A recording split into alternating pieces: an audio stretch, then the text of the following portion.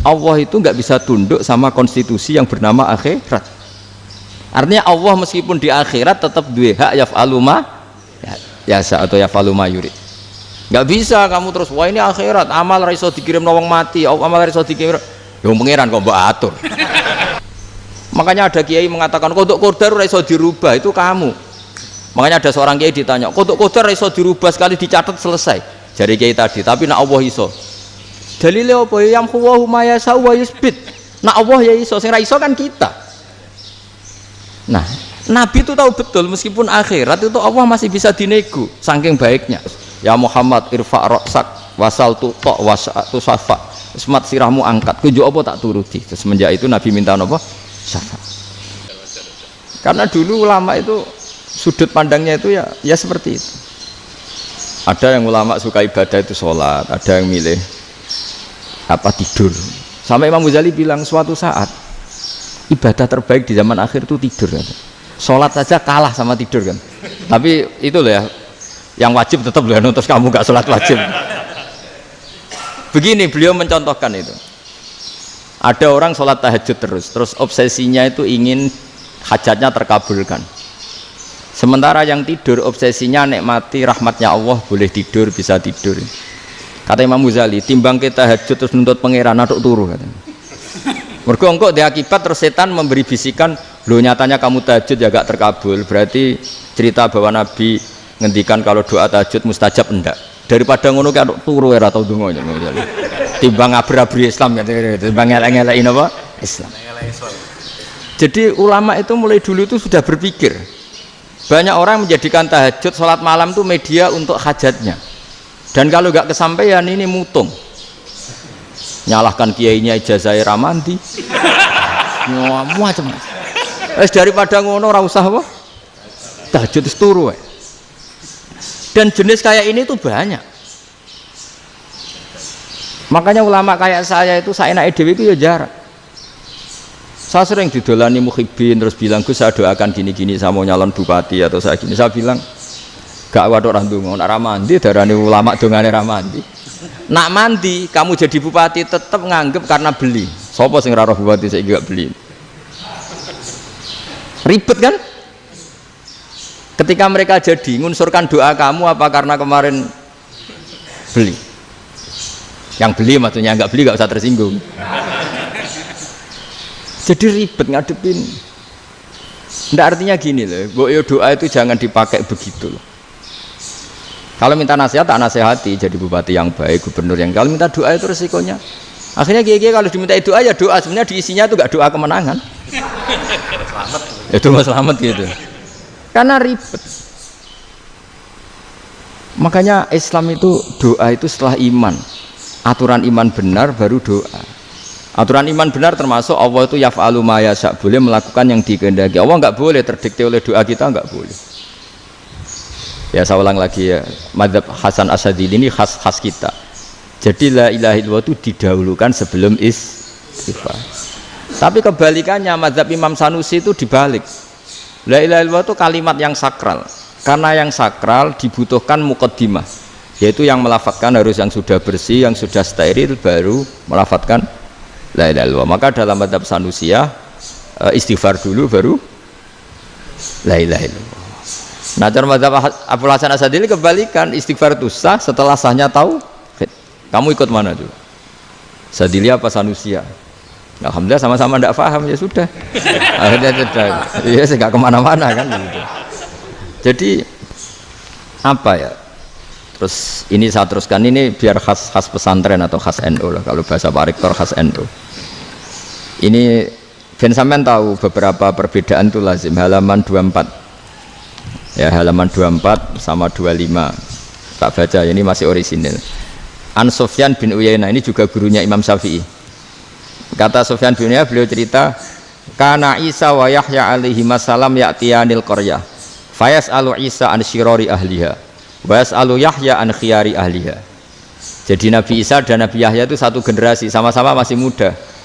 Kalau di satu kampung yang Nabi Yahya tanya, ini keluarga terbaik siapa? Saya mau nginap di situ karena kumpul orang baik itu nyaman. Kalau Nabi Isa kebalikan, keluarga terburuk mana ya, saya tak di situ.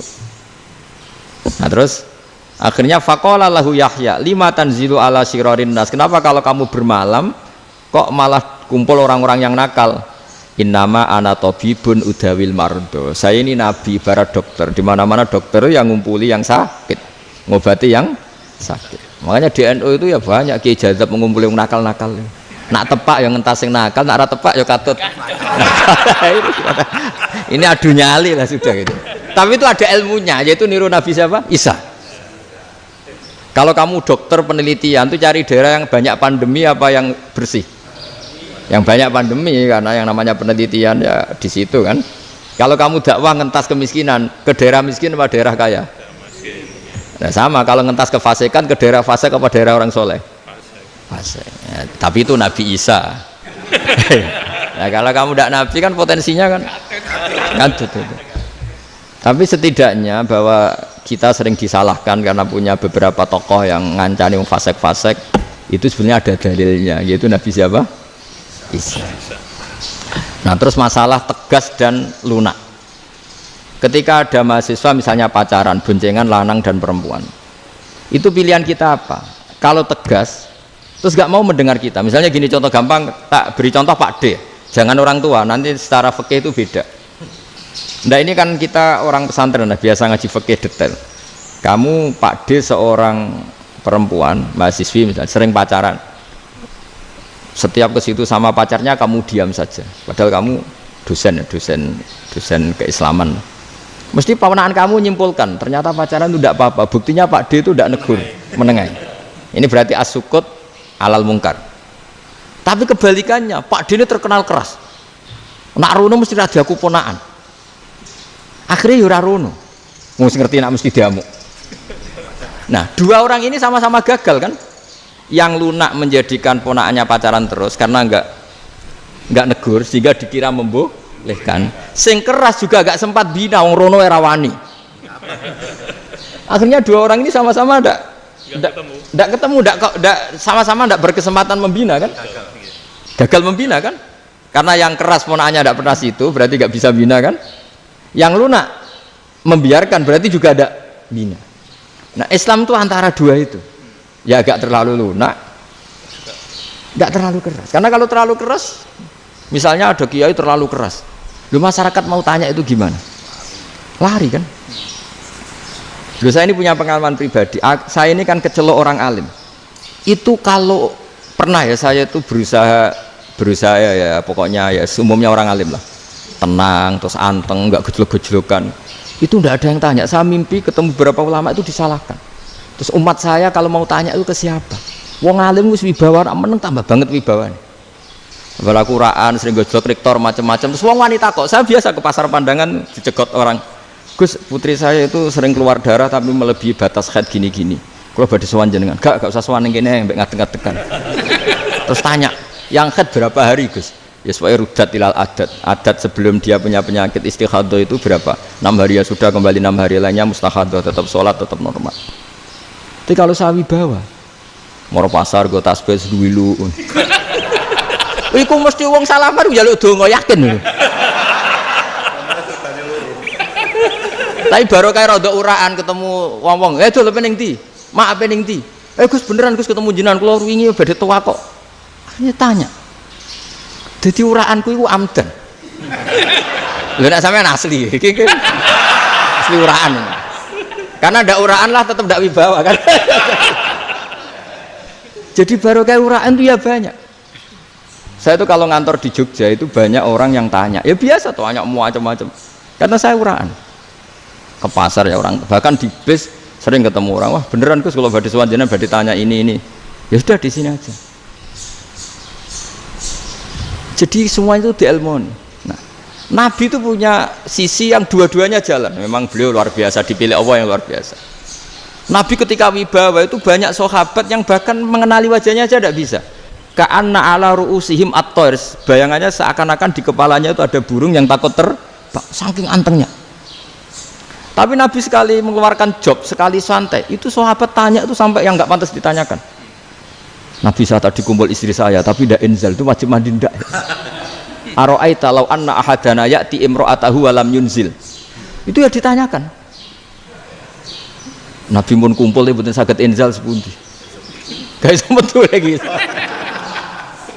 Terus ya ada yang tanya macam-macam. Ya saking ada sahabat dipanggil Nabi tambah lari, dipanggil lagi tambah lari. Panjenengan nyeluk, oh pas kula kumpul bojo kula. Lah kula kuwatir jenengan orang suci, saya belum mandi, makanya saya lari. Nabi ngendikan innamal mukmin thahir, ya nak masalah ketemu kiai ra apa-apa ijek junub. Sementing kok nak salat ya adus sik. Tapi Nabi sekali pakai madzahirul jalal, tapi pakai wibawanya, itu orang enggak berani ngomong. Tapi sekali Nabi rileks, itu orang bisa tanya apa saja, termasuk halal yang enggak pantas. Lalu ada sahabat itu tanya lucu, tanya Maimunah. Maimunah itu ya cantik tapi sudah agak tua lah. Maimunah, ya umal mukminin, hukumnya ngambung bojo pas Ramadan piye? Wah gak roh aku, gak tahu diambung kan Nabi pas Ramadan. Tanya Saudah, wah malah ngarah diambung. Kalau Saudah itu kan wis tuwa itu. Lucunya istrinya jawab, tanya Aisyah yang mungkin Nabi. Iya, yang mungkin tanya Aisyah. Itu yang usul ya istrinya Nabi Maimunah. Selalu Aisyah. Tanya Mbak Aisyah. Ya Amirul ya umal mukminin gini-gini. Aisyah yang cantik masih perawan kan. Qabbalani Rasulullah bahwa oh Nabi biasa ngambung-ngambung pas Ramadan dan beliau tetap puasa. Akhirnya fakih ngarang kan wa takbil fi Ramadan wa tublah la tubtilu shauma ngambung ora. Iku ya udah biasa di sini. Ya nasi bojone ayu. Ndak ini artinya seasik itu. Jadi garwane Nabi sing ngrasa rodok tuwa. Wah, aku ora tahu. Kok Aisyah. Serilek itu dulu itu. Maksudnya orang Islam pertentangan itu. Maksudnya ini ya balik semua ini bedanya orang pesantren sama orang kampus. Kalau orang kampus mau cerita agama itu rahmatan lil alamin, tapi nyontokno rileke ora iso. Agama itu rilek, tapi nyontokno rileke ora iso. Mergo ya rapati ngaji. Contohnya ora iso, dadi mau gawe kaidah kok Islam itu rahmatan. Jadi Nabi itu lah, Allah juga gitu. Allah itu kalau sudah memperlihatkan madzahirul jalal, itu mbok malaikat Jibril rawani. Ketika Allah dengan madzahirul jalal. Tapi kalau Allah dengan madzahirul jamal, madzahirul apa? Jamal. Iku ya gojok-gojok kan ambek makhluk gojok. Ya buli-bulian cara sakniki. Ya sampean delok ning hadis syafaat itu, akhiru man dakhalal jannah atau akhiru man kharaja minan nar, itu di beberapa judul. Ada seorang rojul yang ahli neraka ya, dintas mbek pangeran terus didudono swarga. Gusti, swarga sengiler tok ora wong wayu roh wis ngiler tok.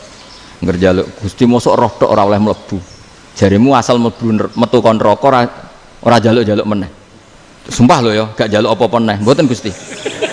Sekali saya keluar dari neraka ndak akan minta apa-apa lagi. Wis. Wallahi, wallahi. La as'alu ghairaha. Maksudnya ghaira khoslah, ghaira tilkal khoslah. Ya niku pokoke selain keluar dari neraka saya ndak akan minta lagi. Didono swarga wong do kelon seruwibet kan. Sing bojone elek kan dendam dadi ning swarga iku. Swarga wis macam-macam. Gusti mosok roh tok ora oleh mlebu. Jarine janji ra njaluk meneh. Akhire ya wis didelokno neraka. Jadi pangeran jawabe gampang, didelokno neraka. Roh neraka begitu menyakitkan, begitu ngeri. Sudah Gusti saya ndak minta surga, sementing enggak masuk neraka. Rabbana srif anna adzab jahannam. Setelah lama itu diadepno swarga njuk mlebu swarga, terus diadepno neraka. Akhirnya ya sudah, saiki mlebu swarga gak apa-apa. Iku jawabe lucu. Atas taziu jenengan ngenyek kula. Wong karuan ra di swarga kok mlebu swarga. Terus akhirnya mlebu swarga, kan mlebu swarga tamanna, sangen-angen sing mbok jaluk apa? Orang angen-angen yang indah-indah, laka wa asratu amsal ya siku tak turuti wa asratu amsalih lan lipatan ke-10. Jawabe wong lanang ya lucu. Atas taziubi wa anta rabbul alamin. Jenengan pangeran kok ngenyekan. Maksudnya wis karuan aku ora pantes. Terus jare pangeran, la astaziubika walakinni alama asya'u qadir. Aku gak ngenyek kowe, pancen aku pangeran. Nuruti kowe iku iso. Jadi Allah sendiri ketika dengan madzahirul jamal itu malaikat ya ono sing wani bantah. Masyhur itu kan malaikat sing bantah pangeran atas alufia mayufsidu fiha wasfikut. Karena Allah dengan madzahirul jamal. Yang paling masyhur Nabi Musa. Nabi Musa itu ketika Nabi Mi'raj. Nabi Mi'raj itu beliau kira-kira di langit keempat lah yang masyhur atau kelima. Ngelangkai. Nabi Musa nangis, ya Rabbi ini apa-apaan? Orang sing ja'a ba'di kemudian melangkai makom saya ini apa-apaan? Dan Nabi Muhammad kan apapun hebatnya kan junior. Kok melangkahi makom saya ini apa-apaan? Enggak fair. Sampai Nabi Muhammad itu tanya gini sama Jibril, reaksi Allah gimana ketika melihat Musa seperti itu? Jawab malaikat Jibril lucu. Ya roh khiddatahu, Allah sapal gayane Musa. Biar jadi lucu. Ya dibiarin aja sama Allah. Tapi yang jenenge Nabi Musa itu kekasihnya Allah, tetap berkah bagi kita. Betul. Ketika setelah Mi'raj diwajibkan sholat 50, gentenan Nabi Musa kelihatan nabinya. Sebenarnya Nabi Musa itu sebetulnya loh, gak nguntungkan kita sebetulnya. Tapi yang nguntungkan, sebenarnya tidak niat nguntungkan kita, tapi nguntungkan. Nabi Ibrahim kan di langit ke-6, keren lah. Konti jong ketemu Allah ngeten-ngeten kan sholat seket. Karena Nabi Ibrahim terkenal Nabi baik, tidak bantah. Bareng Nabi Musa. Kenapa diceluk pangeran? Kula kan salat ping 50. Inna ummataka la tutiku dalik. Wah, gak kuat umatmu. Serai-rai gak umatmu ora ngarah kuat 50 rokaat. Tapi sebenarnya Nabi Musa itu niatnya bukan membela kita. Fa inna ummati la umatku sing gagah-gagah ra iso meneh umat. Berarti sebetulnya ya itu masih pakai gengsinya sebetulnya. Wes ngono-ngono lah sementing kita untung. Sebetulnya dia itu gak terima wong umat saya aja yang lebih kuat. Gak kuat apalagi umatmu. Dan terus sebutin irji ila rabbika fas'alhu takhfif. Itu berarti Allah dengan madzahirul jamal. Sudahlah, datang ke Allah minta keringanan. Allah itu baik. Minta, ambek Allah itu ringanan mau 5 tok, jadi cek 45. Balik ke Nabi Musa, piro 45, cek ra kuat umat. Wong umatku ra kuat, jadi sebenarnya dia bilang umatku ra kuat. Lho cara Nabi Muhammad model wong Malang, yo beda umatku mbek umatmu. Ribet kan? Beda. Lho Nabi Muhammad kan tidak seperti itu kan? Tidak punya akhlak Malang kan? Akhlak. Maksudnya akhlaknya mujur itu loh, akhlak yang baik gitu loh. Ya akhlak yang mujur, bukan yang Malang gitu. Jadi Nabi ya manut. Tinggal 40 kan, dikurangi lagi 35 sampai 9 kali kan, masyhur itu. Ya kan kalau dikurangi 55 kan berarti turun naik kan 9 kali. Lalu itu setelah 5 itu Nabi Musa aja usul, masih ragu. Itu cara Nabi munggah nentek. Ini entek ya. Terus iya doa tuntas betul. Sebebas. Terus munggah ado-ado lha opo? Ngapain itu? Akhirnya Nabi Muhammad sudah sampun ya kalimah Allah, saya ini malu sama Allah Musa. Sudah 9 kali dan diturutin terus. Jadi Allah kalau dengan madzahirul jamal itu Nabi Musa biasa nego sama Allah. Tapi ketika Allah dengan madzahirul jalal itu Nabi Musa enggak berani. Yaitu di hadisus syafa'ah. Hadisus syafa'ah ketika manusia datang ke Nabi Adam, ya'tuna Adam. Ya Adam anta abul basar ngene isfa'li ana inda rabbik. Kamu saya minta mensafaati kita. Nabi Musa, Nabi Adam inna rabbi qad ghadibal yawma ghadaban lam yaghdab qablahu mislah wa la yaghdab ba'dahu mislah. Ini Allah sedang murka besar dan tidak akan murka seperti ini lagi. Sudah saya tidak berani, nafsi. Nabi Ibrahim enggak, termasuk Nabi Musa ketika itu ya enggak berani. Karena Allah dengan madzahirul jalal. Itu Nabi Musa enggak berani. Sudah saya sendiri itu pernah salah. Yaitu saya membunuh seseorang yang enggak disuruh oleh Allah membunuh itu. Yang pas jotosi orang Kipti. Akhirnya datang ke Nabi Muhammad. Pas ke Nabi Muhammad Allah dengan madzahirul jamal. Apa dengan madzahirul jamal sampai Kanjeng Nabi ngendikan analah saya akan memintakan syafaat kalian. Terus fa ahmadu rabbi bima hamida allamaniha rabbi. Saya muji Allah dengan pujian-pujian yang orang lain tidak tahu, hanya saya yang diajari, kata Rasulullah. Ya di sini menurut banyak ulama termasuk kitab yang saya baca, kenapa Muhammad sebagian namanya Ahmadu. Itu dari af'al tafdil fa Muhammadun ahmadu min ghairihi. Muhammad Rasulullah itu kalau muji Allah di atas cara mujinya Nabi yang lain. Jadi Ahmadu bukan dari fi'il mudhari' lil mutakallim tapi dari af'al apa? Tafdil. Fa Muhammadun ahmadu min ghairihi. Bahwa Kanjeng Nabi Muhammad sallallahu alaihi wasallam itu cara mujinya Allah di atas pujian para nabi. Makanya di sini Sayyid Ali Zainal Abidin kalau muji hamdal hamidin wa fauqa hamdil hamidin. Jadi pujian saya ini di atas rata-rata cara mereka apa? Memuji. Yaitu sirinya apa? Nabi itu tahu bahwa akhirat itu tidak bisa batasi Allah. Kamu tidak bisa nyemprit Allah. Allah, ini akhirat loh. Amal sudah ada manfaat. Ingat itu. Tidak bisa seperti itu. Allah itu nggak bisa tunduk sama konstitusi yang bernama akhirat. Artinya Allah meskipun di akhirat tetap duwe hak yaf'alu ma yasa atau yaf'alu ma yurid. Nggak bisa kamu terus wah ini akhirat amal ra iso dikirim wong mati, amal ra iso dikirim. Yang pangeran kok mbok atur. Kalau kita yang mengirimkan tidak bisa, tapi kalau Allah tetap bisa. Makanya ada kiai mengatakan kodok qadar ora iso dirubah, itu kamu. Makanya ada seorang kiai ditanya, kodok qadar ora iso dirubah sekali dicatat selesai. Jari kiai tadi, tapi nak Allah iso. Dalile apa? Yang huwa ma yasha wa yusbit. Nak Allah ya iso, sing ra iso kan kita. Nah, Nabi itu tahu betul meskipun akhirat itu Allah masih bisa dinego saking baiknya. Akhirnya Nabi sujud, masyhur itu terus, ya Muhammad irfa' ra'sak wasal tuqa wasatu safa. Semat sirahmu angkat, kujo apa tak turuti. Terus semenjak itu Nabi minta apa? Syafaat. Jadi makanya terus banyak GNU sing macam-macam lah. Sing ana sing potongane wedi terus hati-hati. Niku berarti makome Madhahirul Jalal.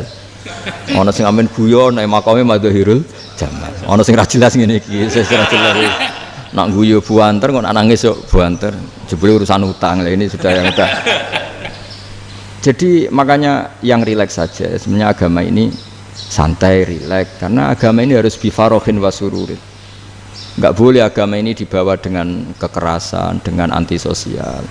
Karena agama ini harus kul bi fadlillah bi rahmati fa bidzalika falyafrahu, harus senang, harus rileks. Makanya saya jadi kiai itu senang takutnya gini. Sekali saya tidak senang jadi presiden buruk. Ternyata jadi wong alim ora enak, itu contohnya. Sampai merengut terus uripe susah, nanti orang tidak berani jadi orang alim. Makanya saya buktikan bahwa saya lebih bahagia di bang rektor. Nanti orang ingin jadi rektor semua, nggak ingin jadi orang alim. Iya, makanya ini kan bentuk kearifan lah. Jenengan ngakui fungsi kiai kayak saya itu bentuk kearifan. Saya juga ngakui jenengan ini butuh kearifan. Saya sering didolani KUA itu rata-rata ya didikan kiai. Kompilasi hukum Islam itu banyak ya, janda cantik. Contohnya harus cantik, kalau jelek nggak mungkin terjadi kan. Ada janda cantik kebetulan suka kawin tapi takut zina. Saya ulang lagi, suka kawin tapi takut.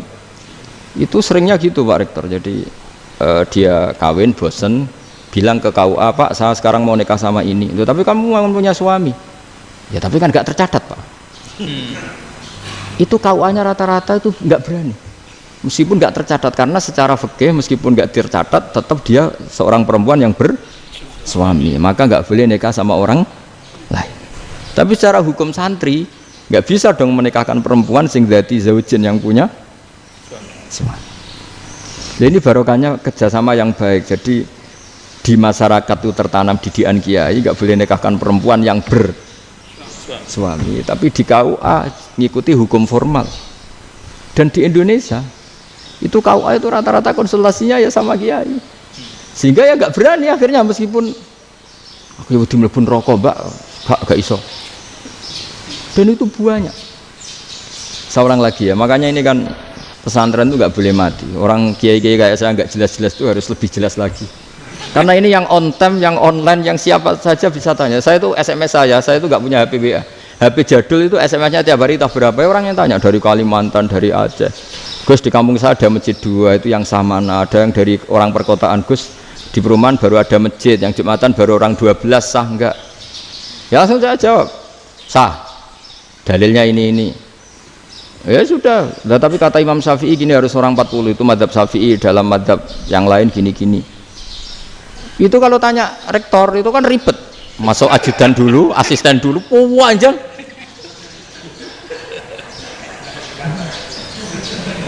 Wah itu kan ribet kan.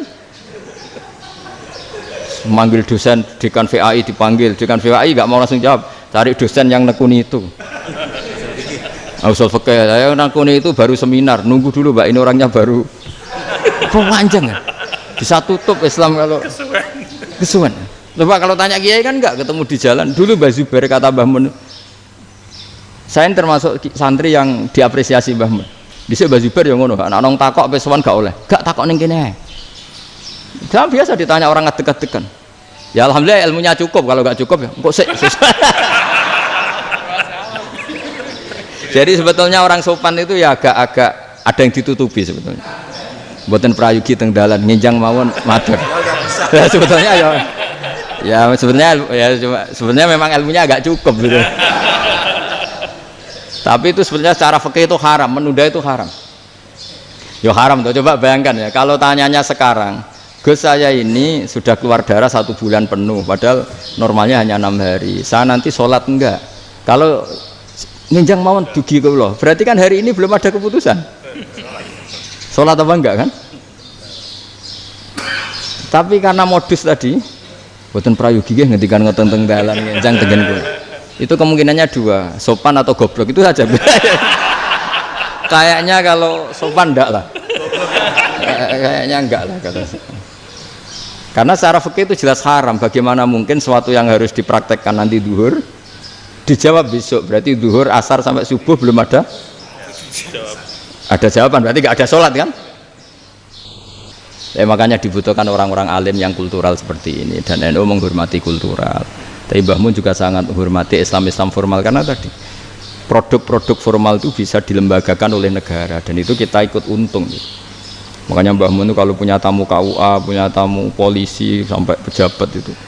Kenapa saya contohkan KUA? Supaya jangan kira seperti pendapat orang-orang hasud, wah ya mesti aja disolani presiden seneng, menteri seneng. Enggak juga, sebenarnya semua kiai itu mulai KUA sampai polisi, polsek, polres itu seneng semua, karena sama-sama diajak mengawal bangsa ini, diajak mengayomi semua masyarakat. Tapi kadang-kadang masyarakat ngeritiknya, jenenge kiai disolani menteri ya seneng, presiden, padahal yang sowan kiai itu ya mulai KUA, kapolsek, kepala desa, RT, mudin.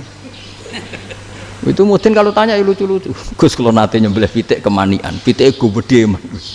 Akhirnya terus ngerti nak kemanian langsung tak sebelah benda. Terusannya gue sah tau.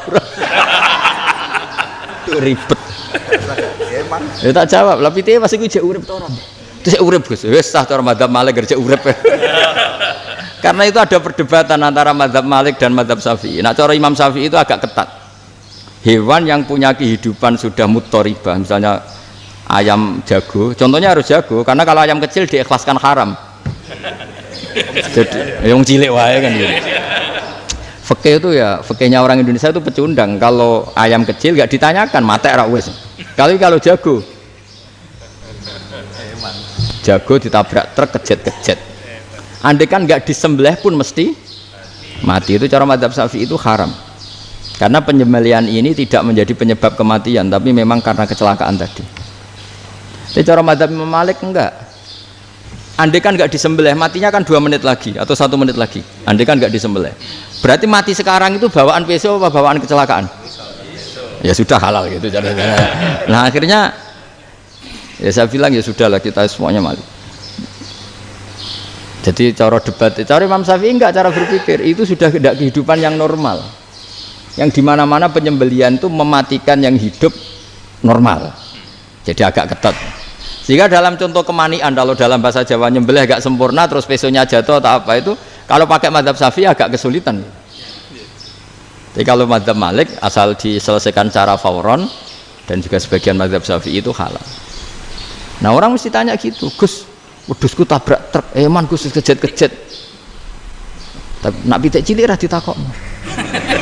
Makanya termasuk kritiknya Mbah Mun, tapi ini madzhabnya Mbah Mun ya, kamu boleh ikut boleh ndak, karena ini urusan ndak penting. Dewe wong-wong lucu, nak ditakoki yuyu muni haram mergo amfibi. Yuyu ngerti ya, Man? Yuyu nggih. Tapi nak ditakoki kepiting muni halal. Mergo nak yuyu haram gak eman, nak kepiting eman. Padahal alasannya coba, kenapa yuyu haram? Karena amfibi kan, bisa di air. Pertanyaannya, kepiting seperti itu ndak? Nah, tapi kepiting kalau haram kan eman. Karena besar kan. Kalau yuyu silahkan haram kan gitu. Artinya apa? Fikih kita ya agak-agak pecundang gitu, agak-agak pertimbangan. Iya, lucu kan? Kualitatif. Coba alasannya yuyu haram karena apa? Amfibi kan? Hidup 2 alam. Pertanyaannya kepiting seperti itu enggak? Iya. Kenapa Kalau orang tanya, yuyu haram apa halal? Rata-rata jawab haram. Tapi kalau kepiting mulai khilaf. Loh mestinya kan sama kan? Lah itu karena unsur imannya. Iya tadi. Saya juga sering melihat tonggo-tonggo itu. Ayam cuwilik sakmene ketabrak truk, enggak ada yang tanya.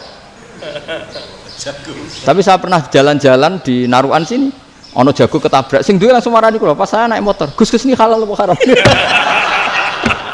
Nah langsung kula sebelah halal apa haram? Wis kanggo kowe halal ya halal. Karena saya tahu tak jawab haram mesti kecewa itu. Aduh, akhirnya kiai ini beratnya kan. Ya akhirnya ya saya setelah itu mate Imam Syafi'i ngapunten nih umat kula nu rahasia mangke madzhab jenengan tuh ndak siap. Untuk masalah ini tidak sama. Iya kan akhirnya pakai madzhabnya Imam Malik tadi. Ya tak Fatihah Imam Syafi'i ini mboten niat nglawan jenengan. Tapi ngobati tiang eman. Mergo pitike besar itu. Jadi ini kan cerita ya itu makanya yang rileks saja lah bahwa Islam ini yang rileks, yang menyenangkan karena ya agama ini harus menyenangkan. Raditu billahi robba. Raditu itu senang banget, ridho itu puas. Enggak boleh beragama pertuntungan terus emosinan, ya marem atau raditu itu marem jadi yang nyaman. Ya saya kira demikian. Assalamualaikum warahmatullahi wabarakatuh.